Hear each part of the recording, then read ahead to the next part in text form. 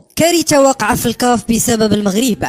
تشهد أروقة الكونفدرالية الإفريقية لكرة القدم حالة من التوتر والارتباك بسبب الملف المرتبط بالجامعة الملكية المغربية لكرة القدم في تطور جديد يندر بمفاجآت غير متوقعة.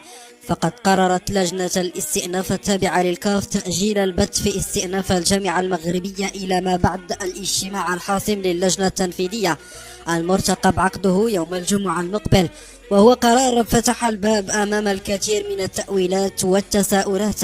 ووفقا لما أوردته تقارير إعلامية متطابقة، فإن المكتب التنفيذي للكاف هو من طلب رسميا تأجيل النظر في هذا الملف في انتظار ما سيسفر عنه الاجتماع القادم، على أن يتم لاحقا تحديد موعد جديد للإعلان عن القرار النهائي الذي يرتقبه الشارع الكروي الإفريقي والمغربي على وجه الخصوص.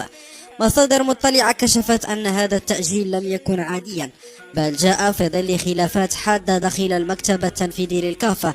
فبينما يدعو تيار إلى طي الملف نهائيا وإنهاء الجدل الدائر حوله، يرى تيار آخر ضرورة تجديد العقوبات بدعوة الحفاظ على صورة المسابقات الإفريقية ومنع تكرار مشاهد وصفت بالمخزية.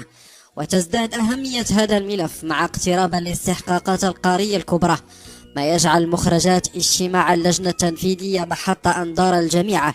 فهل يتجه الكاف نحو التهدئة أم أن قرارات صارمة في الطريق؟